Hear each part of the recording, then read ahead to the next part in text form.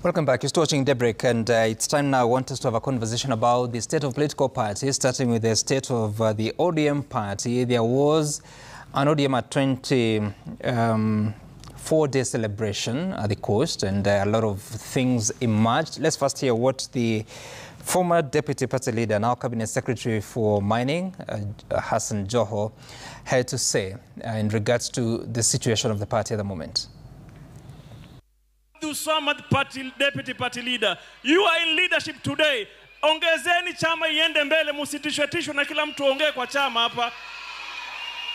Not everybody should be a spokesman. Tuko na viongozi ama hatuna viongozi? Tuko nao. Si waongee hawa. Ukiangalia Glado ni mtu wa kutishwa. Dr. Uburu ni mtu wa kutishwa. Sasa wewe nani uongee kama hawa hawajaongea? Right, and of course a lot of developments happened thereafter. At the moment, the conversation has been about, was the constitution of ODM followed in electing Oburu Oginga to be party leader, and at the same time swearing in deputy party leaders, who are 3. The constitution of ODM allows for 2, and also Gladys Wanga, the chairperson, was sworn in to serve. And she spoke yesterday defending that action of the National Governing Council on Thursday evening. The relevant articles of our constitution that enabled us to swear in our new party leader, who we proposed in our National Executive Committee chaired by myself, and now the NGC already ratified it. The NGC is the executive wing of the NDC, because it is known that to convene an NDC is a very, very huge exercise. So now that the NGC has ratified these officers, including our party leader, we are formally and properly in office.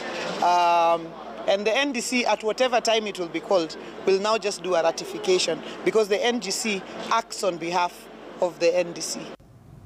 So let's start there, Senator Mogeni, because this is your party. Are you okay with how things have run the past few days? I don't know that you are asking me about the national perspective. Personally, as a member of ODM, I'm not happy by the happenings. More so, the fact that we are actually progressively weakening ODM as a party. The way I look at multipartyism is that you encourage growth of democracy by having political parties that can be said to be competitive. Yeah. Parties that are looked at like an alternative to the government that is in office. I don't prescribe to this notion of people saying that we must join the so-called broad-based government. Mm-hmm. So my wish as a member of ODM is to see a party that can prepare itself for a 2027 election where there can be the alternative government. I don't think the aspirations, the ideological orientation of ODM agrees with the ideological orientation of UDA. You know, I served on behalf of ODM in the nation, in the NADCO. Okay, and we had serious ideological differences between ODM and UDA, and one of the things we were pushing is doing away with some of the very punitive taxes that were introduced by the UDA administration, including, and we sat there with the Opio Wanda, who is now a CS, including the housing levy. We put in a very strong case, and we said as a ODM, we are against housing levy. We were against increased taxations on Kenyans, okay? We were against the rising cost of living. We were against an authoritarian regime. We were against impunity. We were pushing for accountability. I mean, those are practices that you see in UDA as a government. So I think what we should be telling our members of ODM is that we can provide better leadership if we were to get a chance to form government against the UDA administration, not saying that we want to join UDA. And I want members of ODM to understand that it's in the interest of the sitting president to kill competition from other strong parties. If I was President Ruto, my main agenda would be to weaken ODM so that I have an easy run in 2027. But the interest of ODM members should be to take advantage of the mismanagement that we are seeing from the UDA administration, so that we tell Kenyans that if you allow us to form the next government, we'll be a better alternative government. So it does not serve the membership of ODM to say that we need to be in broad-based government to support President Ruto. Finally, because we now have the conflict of interest bill, I want to urge those who are members of ODM but who are now clearly conflicted, like my good friend Joho. I mean, Joho is now a cabinet secretary serving the UDA government. I think his wish is to ensure that President Ruto wins again in 2027 so that he continues serving as a cabinet minister. So he's conflicted. Let him, protect his position over CS and the Constitution allows him. That is okay. We have no quarrel with that. Then he lets those who genuinely want to see UDA serving one term to push ODM to be a party that can compete to take power from UDA in 2027. That's the only way the spirit of Raila Amolo Odinga will rest easy, because Raila was a proponent of strong multipartyism. And Akong will agree with me here. Raila was not a proponent of single partyism, which is being propagated by William Ruto. Raila was for, and you remember people kept asking him, including the last address he made, that are we going to support UDA in 2027? I think the word he used was... Who told you? He said what? Who told you? Yeah. That's what he said. So these people keep telling members of ODM that Raila left us to support President Ruto for second term. They're actually lying. So let us be allowed to build a party. And, there are many ways God rewards people. At times, you wait for a long time before God rewards you. There are parties that have gone through these challenges. You remember, I think, between 1932 to 1937, that was the worst period for the Republicans in the US. They had about 16 senators in the Senate, while the Democrats had 83. But successive leaders of the Republican Party kept saying that let's go back to the people and see where we went wrong, and let us also look at the mistakes being made by the Democrats as we prepare to take over power. And the mistake came in the World War II. By that time, with the recession, with the poor economy, they were able to ride on those mistakes of the Democrats, and they took over power. So if you are a strong party, the worst thing you can do to this country is to say that you allow a party like ODM to be swallowed by UDA. We shouldn't allow that. All right, I'll come back for more. But Mheshimiwa Mbowe, your thoughts, because this is a party that you've worked with since 2013 election under different coalitions, the latest being Azimio. What do you make of what we're witnessing in those celebrations, but also the conversations going on? Yeah, thank you, Sam.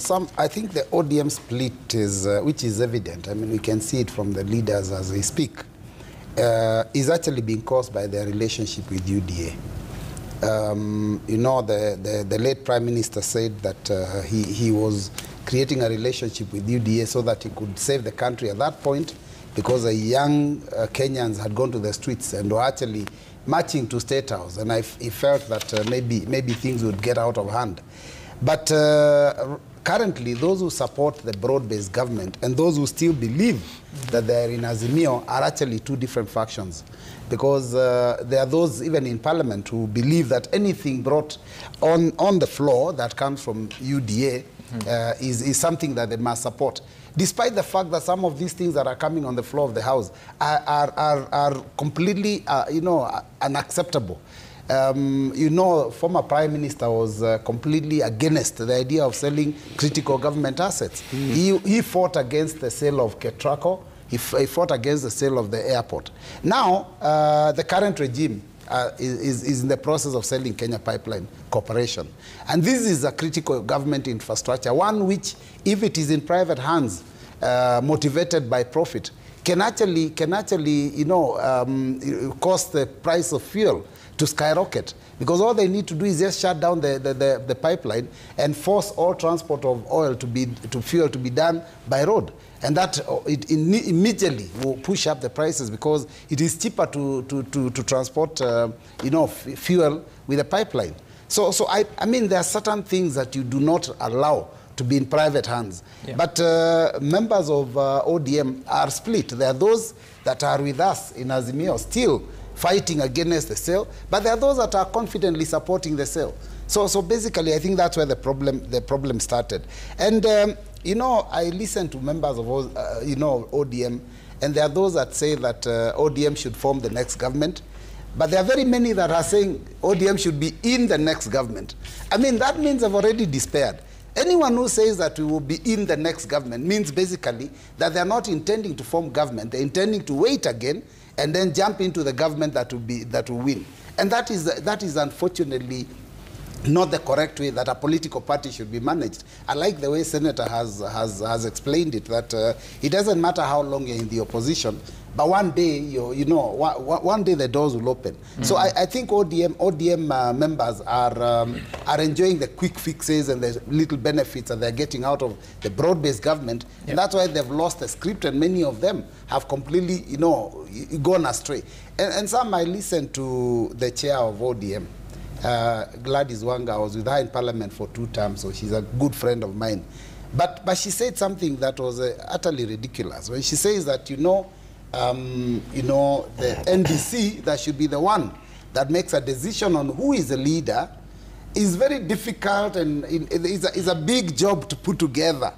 But that's the real essence behind that. That for you to have a leader of a party like ODM, yep. A respected party, and by that I respect ODM. I've been with ODM 2013, 2017, 2022.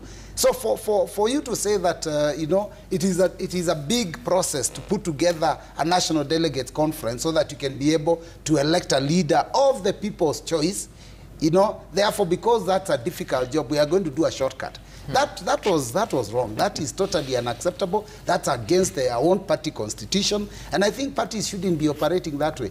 ODM, I love what Winnie said. ODM was not born in the bedroom. I mean, this is a people's struggle. Came out of a competition for a referendum when Kibaki was president. So because of that, the leadership of this party cannot be dished out in the manner in which they are saying. I have nothing against the current party leader. If anything, I think he deserves to be party leader. But let him go through the process. Let it be taken through the correct process, so that by the time it is announced that he is the one, yep. Then everybody in that party is comfortable. Otherwise, what is going to happen is that in the next election, the party is going to split into not just the 2 factions, yeah. But very many more. Fred, you've read the constitution of ODM? Not quite, but I know how political parties...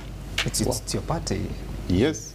You joined a party without reading the constitution. Not really. But anyway, tell me, because from the reading we have, the constitution as amended in 2016, yes. It is only the responsibility of the NDC to elect a party leader in case the earlier one is no longer in office due to different reasons, including death. At the same time, national party officials are supposed to be elected in an NDC. Yes. The chairperson is explaining that NEC, which she chairs, made a decision about her position and others. And this is what NGC, the National Governing Council, which she's also a member of, ratified. And therefore, the NDC will come to ratify that decision. What is that? I've been a Secretary General of a political party. Yeah. First of all, I concede and I agree that the ODM movement was not born in bedrooms, neither was it born in boardrooms. Yep. And I also concede that it is a movement that was formed out of resistance and defiance in the struggle for multi-party democracy and all those many things that are in the Constitution. So I agree. However, when it comes to political parties, The decision that has been made, depending on each part, the decision that has been made by NEC, NGC, and NDC, the highest and the topmost decision-making organ in any political party is the organ that brings together all the delegates from all over the country. That is the National Delegates Conference. How did youth leader Oburu Oginga find himself as the interim party leader? Yep. It was during the time when Raila Amolo Odinga passed on.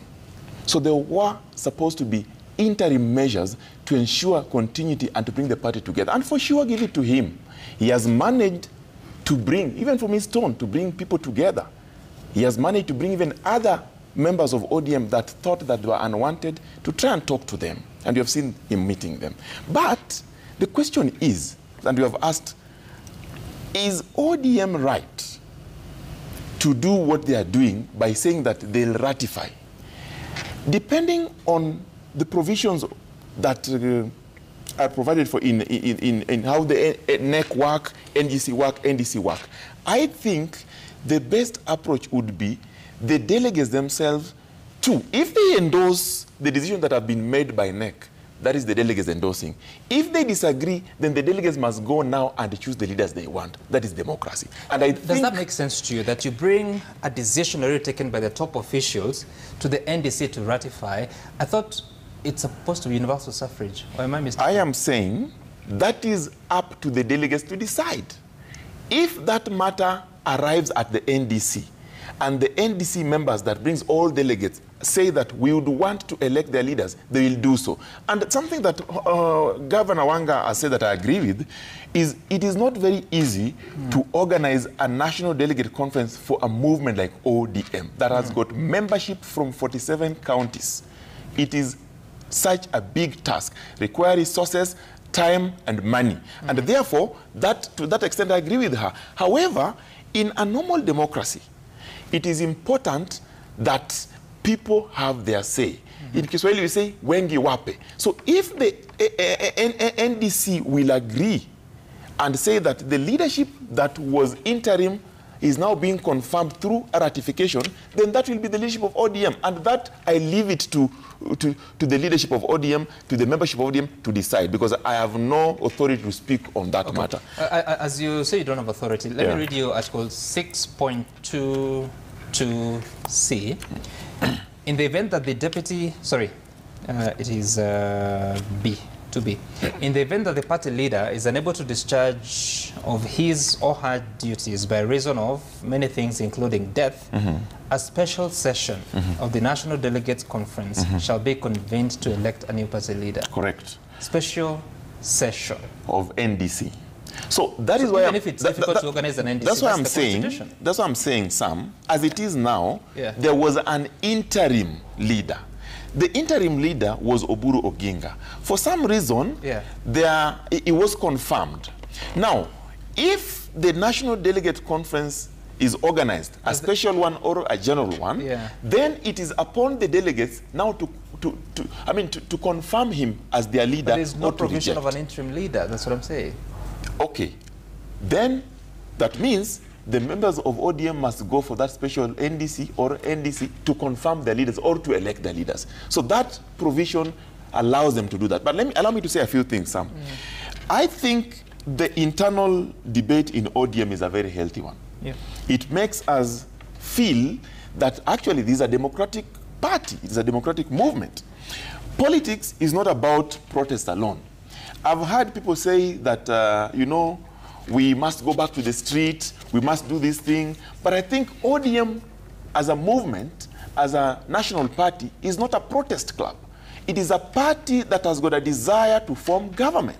So when Senator Okongo Omogen, who is a member, and a very senior member of ODM, says that the relationship with the UDA government through BBG is wrong, I don't agree, because the last political directive that Raila Amolo Odinga gave his people was that we are in broad-based government until 2027. And he said that the party will make a decision through its organs to see how, if they can present a presidential candidate or work with others. That decision the party will make. Number two. What else did he say? That's what he said. What else? That the party will make a decision at that time. For now, the political directive he gave was that. Was there work to be done in the interim? What do you mean by work? Was there anything, apart from saying that you're in BBG until 2027 and a decision will be taken, was there work to be done in this intervening period? Yes, there was work to be done. Part of the work to be done was the 10-point agenda, the implementation Did he by say the that? two parties. Yes, he did say that. How come people are not speaking about it? He said that several times. Some you have covered this. Raila How come Amolo people are not Odinga, speaking about it? because they are selective on what they want to say. The idea of coming together in an MOU that you extensively covered was to ensure that this country stabilizes first. Number two, to ensure that those issues, actually ODM, the 10-point agenda is what governs ODM as a party. Anti-corruption, strengthening devolution, getting employment for the young people, and many more. Right. Those issues are still alive. And I want to believe that even as we work in our party to ensure that we stabilize this country, to stabilize our party, we make a movement that attracts many people, including Harvey here, then we must be true to ourselves, the spirit, the ideology of Raila Amolo Odinga, the ideology of ODM. I agree. Senator Omogeni has said it is not right to deviate from the ideological point of view that the party leader had, because these fights is just making us look like, you know, we have no direction. But also, healthy debate in a political party is encouraged, because for you to shape policies, we cannot be people who are commenting about policy at the sidelines. We must be policy makers from within. And that's why the BBG was a good idea. All right. That's all right. Harvey, you've been a president of the Law Society of Kenya, just like Senator Morgan here. Sometimes law is inconvenient. What is ODM supposed to do in the face of the current challenges, losing a long-serving leader and having to make a decision about how they progress? How important is following the Constitution in reconstituting even those offices? Sam, you've asked a very appropriate question. At one point in time, I kicked out 8 council members who I categorized as crickets. And my membership decided that we must have an interim council. In a decision made on the 20th of December 2021, Justice Anthony Murima said there's nothing like an interim council. And as Okongo Mogeni said, any head of the executive will want overreach. So I wanted to overreach, kick out those rebels, constitute an interim cabinet to work with. But the court said no, it's lawful. So that is the situation where the Orange Democratic Movement is. And the question that you asked Fred and is circumlocuted around it is quite simplistic. The process emanating from the NEC, NGC to NDC has been violated. There is a possibility somebody will initiate litigation to challenge the legitimacy of Oburu Odinga as party leader. That will come as day succeeds night. And I don't want to be the prophet of doom, but Okongo Mogeni will bear me witness. The origination of such a litigation will come from UDA. Take it to the bank and start withdrawing without any inhibition.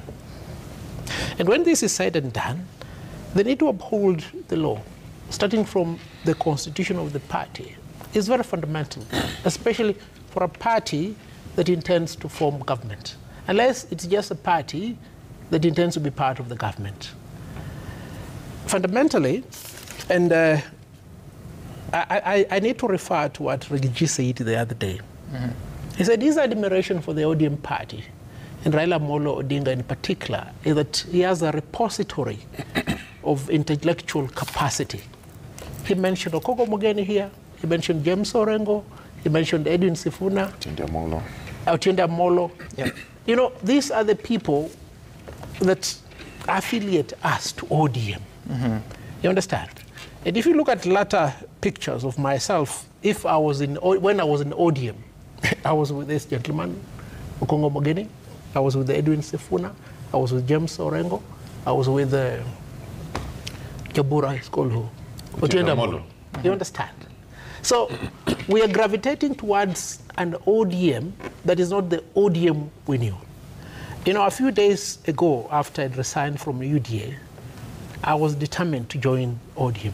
But how can I join an ODM where Kongo Mugeni is dissatisfied? How can I join an ODM where Sifuna is dissatisfied? How can I join an ODM where Orengo is dissatisfied? You understand? It's a quagmire. And as I speak to my people of Westlands, let me depict to you the desirable ODM was the ODM of this gentleman. They are dissatisfied. They are not happy. You get it? It speaks a lot. And the origination of this dispute is what has been said here by many people. They're coalescing with the government of the day, so that the fusion creates a blur between the official functions of ODM as a political party. You get it? Yeah. And that of government. And that saddling negates the weight of ODM. ODM is disintegrating. And it's so sad, because this is the people's party. If you talk to people, they'll tell you, go to ODM. But how do you go to a party that is disintegrating? And I think it is incumbent for the likes of Fred Okango, who speak with profound noise, to reduce this noise and interrogate the real issues that are of concern. Because the temporary comfort that they want to enjoy by supporting a regime, by being part and parcel of a process that not only violates the constitution at the high level, but also violates the party constitution, is a recipe for chaos. And who will benefit from this chaos? Let them ask themselves. And when we point out these questions, it's not because we are hell-bent on creating negativity. We want ODM. You understand? It has to be there because it's played a very pivotal function for the last 20 years. Yeah. That function is about to disappear. And it will be a sad day if that reality comes to fruition. And obviously, Senator Omogeni, apart from the position of the party leader, your constitution also talks about the other offices, the national offices. And in that NGC, Gladys Wanga was confirmed as chairperson. Abdul Somad Sharif, Godfrey Sotsi, and Simba Arati were confirmed as deputy party leaders. And also Ruth Odinga was confirmed as deputy organizing secretary. And Oburu Oginga took oath as party leader. I had the chairperson, Gladys Wanga, saying it is still on interim basis, but the oath is as party leader. One wonders if NGC can actually do this. The party leadership changed in August last year when the likes of John Mbadi resigned. Why didn't the party leader, Raila Odinga, see it fit to confirm these leaders, apart from the party leader now? Why didn't he see it fit to confirm them in an NGC? It was possible to hold it anyway. Yeah, first, Debal, I think... Sam. Sorry, Sam. Sorry. Welcome to Citizen TV. I think I did a lot of shows with Debal. So, sorry. Sam, you know, if you look at our history, we have made a deliberate attempt to strengthen our political parties. When my good friend Gladys Wanga says that we may not have the resources to hold an NDC, remember that all political parties in this country are funded by taxpayers. Am I right, Akongo? That's true. We get money by, from the register of political parties, depending on our strength in terms of our membership in parliament, to assist us run the governance structure of our political parties. And that is the reasoning behind that. If you go to countries like, I think we borrowed our governance system largely from the US. The Republican Party, the Democratic Party have very good governing structure. Even when it comes to the issue of picking a presidential candidate, the decision is made by the membership. In fact, in America, the state facilitates, in terms of finances, it facilitates the political parties to allow members to elect, the delegates who would pick the presidential nominee. So what we should also be doing is to read what we have put in our constitution. If you read Article 91 of our constitution, it has what we call basic requirements of political parties, Yeah. okay? Yeah. The very first one is that it must have a democratically elected governing body. Democratically elected governing body. So in whatever decision you are making, you must go back to Article 91 and tell yourself that I must comply with these basic requirements of political parties. Because Harvey will tell you that the Constitution is our supreme law. Everything you do must be aligned with our Constitution. And then, indeed, says a political party must abide by the democratic principles of good governance. Right. So good governance dictates that any position that you are giving to me or to any other person must be one that is recognized by the constitution of that party. Right. And that petition can only be ascended to using the structures that are recognized in the party constitution.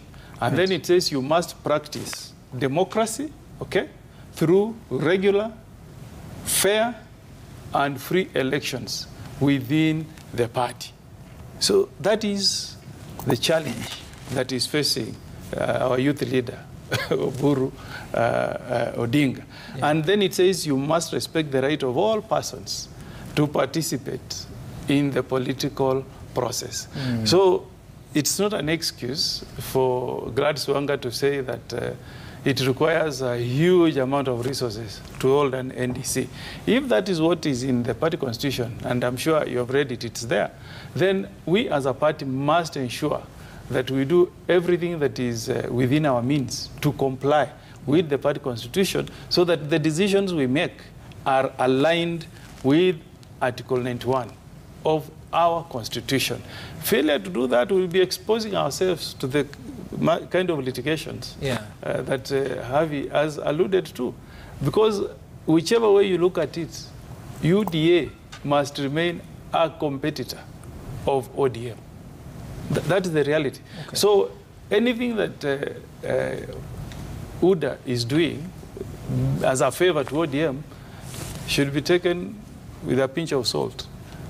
I think it will be in the interests of William Ruto and UDA to see ODM crumble. And it's unfortunate that we lost our party leader. But that's expected. When you know, an important person like Raila Odinga dies, you expect that there will be some confusion. I'm told in the Bible, even when Jesus Christ died, the 12 disciples were left in confusion. Right. Even when they were told that Jesus has arisen, they said, no, no, no, that cannot be true. But then what can we learn from other jurisdictions? We have had great leaders die, and those parties have outlived those leaders. Like in India, when Nehru died, leader of Congress, we saw the daughter, who was fairly young. Some said she was inexperienced, Indira Gandhi. She stepped forward and led the party successfully. Of course, at some point, she lost an election, but still the party remained and competed in another election in 1979 and won an election. In the US, John F. Kennedy, a charismatic leader of the Democratic Party, died in office. He left Lyndon Johnson to take over the party. And it's Lyndon Johnson who pushed you know, the Republicans to support him to pass the Civil Rights Act of 1964. So I'm saying this to give encouragement to the members of ODM that it is very sad. We are all pained. We are mourning the death of Raila Amolo Odinga. But his death should not be a reason for us to kill ODM as a movement. We should learn from history, from other jurisdictions, that a death of a leader, a great leader like Raila Odinga, should actually motivate us to make sure that we cement the legacy of our party that we built. What a dishonorable thing it will be for ODM to die in the hands of Oburu Odinga, a dear brother of the late Raila Amolo Odinga. He should do everything that is within his means to ensure that ODM remains the strong party that Raila wanted it to be. Okay. Yeah. And the best way is to allow democracy to flourish. Okay? Let us allow democracy to flourish. Let us allow those who think that they can step forward and be the flag bearers of ODM as our presidential candidates of that party called ODM. I mean, Democratic Party was whipped in in the US by Trump. Yeah. But what I'm reading in news is that the governor for California is actually whipping the members of the Democratic Party in preparation of taking over power from the Republicans in the next election. Right. He's not coming out to say, you know, let's form broad-based government with Trump. No, that should never be the case. Even a small party like the Green Party in the UK, you know, the Green Party used to have 1 member. Now they have risen to 4. And you know, the leader of the Green Party is saying, if we fight hard, we can take power from Labour. That's what we should be doing as ODM, you know, preparing to take over power from UDA, not to join them. I mean, who needs the other, the way James Orengo asked? This is what I want to hear. Yeah, who needs the other? Yeah. Yeah, I think the Kenyans are on our side, and let's have faith in Almighty God. Let's go to church, kneel down and pray and ask God to allow progressive parties to take over leadership in the next election and send order home. Right. You know, just doing the math, growing from 1 member to 4, that's 400% growth. Let's take a look at some feedback of what Kenyans have shared this morning. Citizen TV Kenya, Sam Gituku, the hashtag to use is Citizen DAYBREAK. What are they saying in regards to the conversation of the morning? Okelo Mwalimu, as long as politics exist and politicians live, politics of projects and convenience will persist. Those opposed to the current regime are only playing to the gallery by purporting to oppose this brand of politics. Given an opportunity, they will relaunch the same projects. Okay. Frank Orinde, Kenya's political parties are struggling, and ODM is a prime example. Once a movement of ideas and energy, now caught in between internal divisions, shifting loyalties, and unclear direction. Our democracy needs parties that stand for values, not just survival. Bobotino, the Orange Party, has turned bitter, and it's a matter of time before it splits into factions of pro and anti-broad-based government. That's what you're saying. The last one for now, Sir Nixon Dugire, democracy is simply people's will. ODM, listen to your people, not forgetting that a divided party dies. Now, there are other political parties that have been at work, not just ODM, and the Jubilee deputy party leader recently installed, Fred Matiang'i, spoke about the united opposition. Hear what he said. No one has lied to us that it's going to be a walk in the park, that we will sit together today and agree on everything tomorrow. Englishmen say fools seldom differ. Watu wajinga wanakubaliana kila kitu. Hawezi. Na watu wote wako huko si wajinga, ni watu werevu wote. Sasa lazima tuongee, tutembee pamoja, tujaribu kushauriana, you know, kuchukua ushauri kutoka kwa hawa na wale wengine. Wakati mwingine tukihitilafiana kidogo, tunazungumza kwa sababu sisi sote ni Wakenya na tunaelewa Wakenya wanataka namna gani. All right, you're speaking at an event for the Jubilee Party. At the same time, there was an event, I believe it was on Sunday, at the becoming a reverend for Dorcas Rigathi, and that is the spouse of Rigathi Gachagua, and Fred Matiang'i was in attendance. Mheshimiwa Mbui, talk to us about the progress you're making, because you're also seeing a lot of voices of division, and you'll shortly hear from the deputy party leader of DCP, Cleophas Malala, versus, I think, deputy party leader of DAPK, George Natembeya, within the same formation. You know, Sam, first and foremost, you know, we are in the very formative stages of getting together and you know, preparing for the next election together. Yeah. Fred Matiang'i has just in the last, is it 1 or 2, 3 weeks, been you know, elected as deputy party leader of Jubilee. So that's, I mean, really, it's just happened in the recent past. The conflict you're saying between Natembeya and Malala, which must be a regional conflict, we've also just heard of it. So I think since we're in the formative stages, I can say that it takes quite a bit of time for people to be able to form a team that is formidable, and we're in the process of doing that. So I don't even think that we have a problem, because we haven't formed the team yet. We are in the process of forming the team. So ours is not like ODM that has been together since 20 years, you know. So you can't compare what's happening in the opposition. We are calling ourselves united so that we make sure that we lose no one. So I think ours is totally different. So, but I can tell you that in the very near future, we have to settle and we have to agree. The main bone of contention, obviously, is who becomes the flag bearer, who becomes the running mate, who takes what slot. These are all political leaders. Each of them believes that they have what it takes to be president, and I agree with them.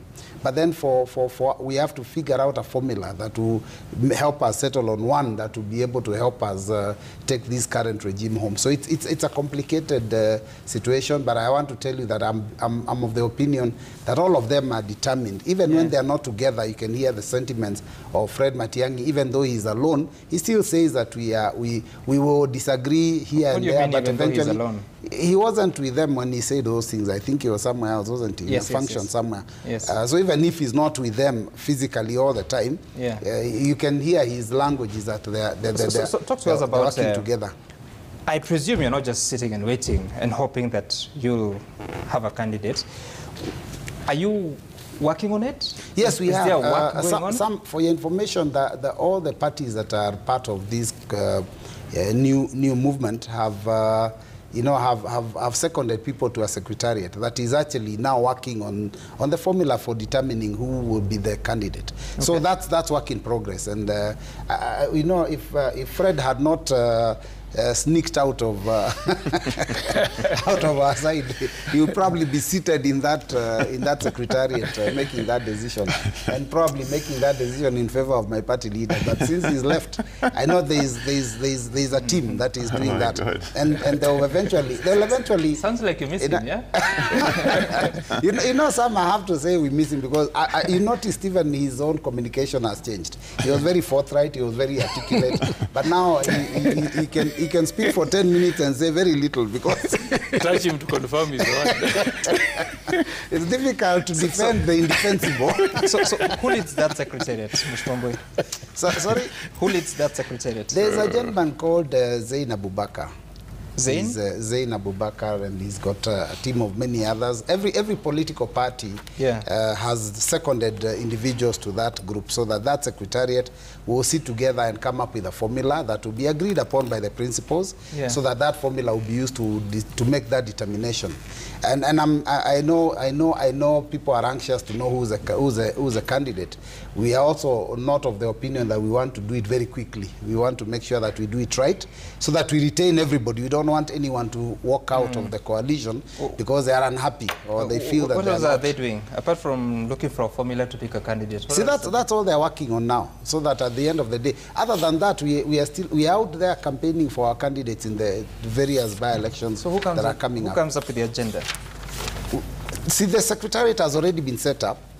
The secretariat has its chair, has its own. So the secretariat is looking for a formula to pick a flag bearer. Yes. Who comes up with agenda, or in other words, the manifesto of what you'll be selling to Kenyans? No, that's a different. Those are two different things. Yeah. Those are two different things. We are talking about the candidate. We are talking about the manifesto. Yeah. The manifesto is already being developed, and that's work in progress. By the same team, we have a secretariat. For your information, we have a very, very serious secretariat made up of very many members. So if you want, I can give them to you. You can invite them here, and they can tell you what they are doing. No, that's fine. I'm just wondering because you have a team that is to come up with a candidate. Yes. Is it the same team coming up with the manifesto? It's a different one. It's okay. The team is big. It has a team that's coming up with a strategy for the campaigns. We have a team dealing with the issue of the manifesto.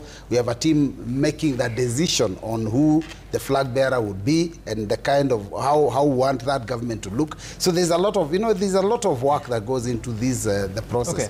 Otherwise, the principals are out there campaigning, staying together, so that we can show the face of the next government. But that decision will actually be made by a secretariat, and that secretariat has been proposed by members from the different political parties that are coalescing to work together in the next regime. Okay, Javi, you were successful in the last election to be part of a team that went ahead to win an election. What are some of the things that you must look out for as you bring different minds together, different political parties, that you have to find a candidate, you have to find the agenda and make sure that it's compelling and also achievable? What is fundamental, and I think that's what Mbui's team is doing, a manifesto should not be rushed. It must be people-oriented. And the biggest scorecard that enabled Kenya Kwanza endear itself to the people of Kenya is because we undertook a national-wide information collection exercise to ascertain what really the people wanted. And this is quite unfortunate because what the people wanted was quite clear and simplistic. Understand? Increased food production, sustainable food production, better health care, education for all, and so forth.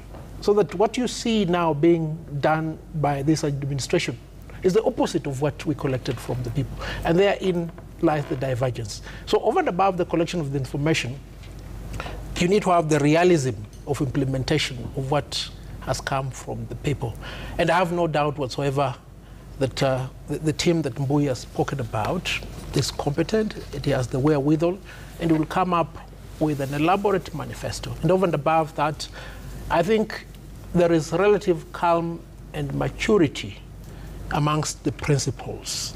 The need for an election or a contestation to arrive at a candidate is least likely to arise. And I speak this with a lot of information because at the tail end of this discourse, I can only be with this guy when I'm vying in 2027 or with that guy. It's as simple as that. There's no Surely, why would you leave Fred and I out? Oh, sorry. I'm speaking figuratively, Sam. Oh, I forgot. You know, I know you are Baba's, one of Baba's children. So we can either stay here or move that side. You get the signal. Very happy. Now, Fred, your thoughts, because, hey, man, you've been through so much. You've been in KANU, One Kenya Alliance. I think he doesn't even know where it is now ODM, broad-based government. Now order. Boy still misses you. Your thoughts about what we're witnessing and how it will shape out as we approach 2027? Thank you, Sam. It is very good to be a progressive individual. Yeah. And politics is about interest. As Frederick Okango, I pursue interest aggressively. Number two, I listen to Harvey. You know, it's also good to make profound noise when you're a politician. So when you speak in low tones, no one will listen to you. So Harvey, you have to know that. But I agree. We saw that in Machakos the other day. I agree with my colleagues. I mean, what is important today is to acknowledge that there is no individual or single party that can ever form government again in Kenya. So it is important to engage and coalesce and work with others. And that's why I don't agree when my colleagues here praise the other side for working together. Mbui has said that, you know, they work with Matiang'i, Rigiji, and the rest. They are coalescing. They are engaging. But when ODM attempts to coalesce with UDA for the benefit of the people, they make noise. And I have to make louder noise so that I stop them. We need to listen. But Sam, when we go into 2027, it is important that political parties restructure, recruit, make structures that work, and most importantly, put policies that are believable and implementable so that we don't see what is happening today, that there are policies that were put in place and in real sense, they cannot be actualized. And lastly, Sam, I also agree that dialogue strengthens parties, whether it is within or without. The discussion in ODM, like in any other party, when you tell me that Matiang'i was elected deputy party leader, who elected Matiang'i deputy party leader? He was appointed. So those are realities in political parties. The appointment of youth leader Oburu Oginga is the same. But those are issues that can be ratified within party structures. The same challenges we are experiencing in our movement are the same challenges that Harvey will experience when he joins Wiper, and Okongo Morgan will continue experiences if he remains in ODM, because I know he'll remain in ODM. You've prophesized, eh? You just said it here. so because you have said you cannot join me, you can only join Okongo Morgan, who is in ODM, or Mpo is in Wiper. Broad-based was a temporary arrangement until 2027. Our parties will remain. ODM will remain a party that is strong. In fact, what is happening in ODM today is going to strengthen him. You're wailing more than the bereaved. No. Okomo Morgan is being diplomatic. He knows that the structures of ODM are working. What he's trying to do is trying to make it work better. And I agree with him, because those are criticisms that are healthy and will help the party grow. So I finish by saying, Sam, that as we approach the election, it is important that political parties prepare themselves. Whoever you want to work with, the Political Parties Act allows for parties to form coalitions. Yeah. And I think it is important to form coalitions with people that you are ideologically aligned, and the people that you believe you can work together. But sometimes, Raila Odinga told us, it is important to retreat in order to advance. As a party, we retreated. Now we are advancing. Okay. All right, Fred, thank you. Though I don't think Senator Morgan would agree with you on that last statement. But Senator Morgan, I think I've seen you on some occasions with Deputy Party Leader of Jubilee, Fred Matiang'i. What are your thoughts as we approach 2027, given the interests of Fred Matiang'i in the United Opposition? Yeah, I mean, I don't think there's anything wrong. Now, you have seen in the current dispensation, everybody is free to associate. Yeah. And I mean, there's a lot that I identify with Dr. Fred Matiang'i, because the agenda for some of us who are progressive in ODM is to kick out the Uda regime, because really there have been a big disappointment. And I wanted to mention one thing that has impressed me about Jubilee. You know, that article I cited, Article 91, says that political parties should have a national character. I'm happy that Jubilee is moving out of this regional cocoon of being a Kikuyu party to now being a party that can shop for a candidate that they think can step into the ring and be a good fighter, you know, really be a good candidate to promote the ideals or competitiveness of that party as a presidential candidate. So that's a good thing. And Dibal, if really I had my way, I mean, Dibal. Sam Dibal. We will please invite me more often. Invite me more often. You know the problem with you. That's okay, just carry on. You invite me once in a blue mood. Yeah, but if I had my way, and I like what Honorable Mbuya said, that there is a team of technocrats, strategists that are sitting down to see how the opposition can present one candidate, how there can be unity, how we can have a credible process of picking a candidate. Because the future for this country is to remove premium from political parties.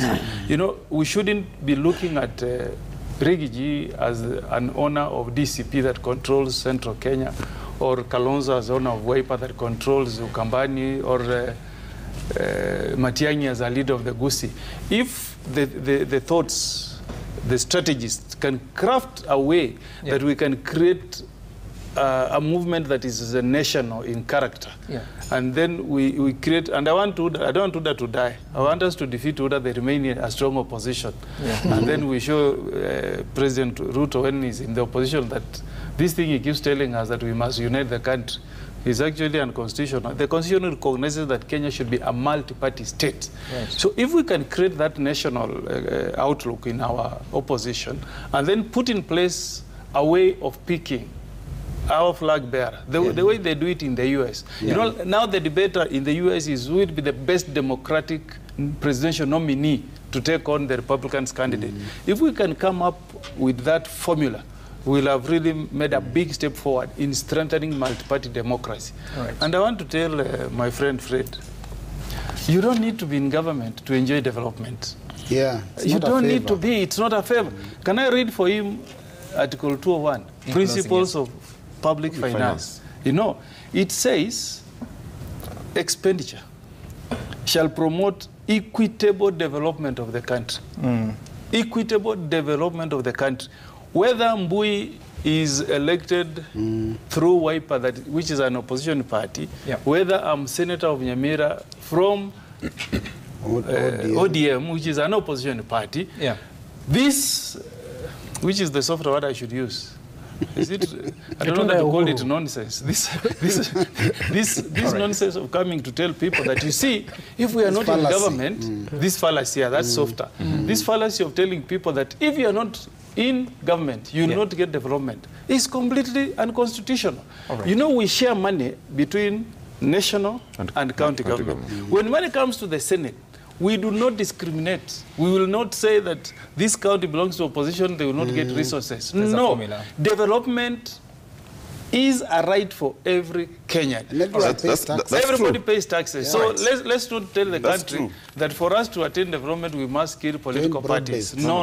That's why that is completely wrong. You must also enjoy the policy making in government because you belong to that government by virtue of being Kenyan. Your time is up. So the schemes of 2027, especially for the opposition side, will bear fruits depending on how they'll settle for their flag bearer, because Kenyans are tired of this broad-based government that is Bob Otieno writing. And trouble in ODM purely inspired by the mistrust. This is just normal jostling for positions after the death of their supreme leader, and shouldn't worry you at all. I think Central Committee will amicably handle the situation. That is Lazaro Kanyambok writing to us. Thank you so much, Senator Okongo Mogeni. At least I called you by the right name. Oh, yeah. Thank you so much. I'll not pronounce that name again.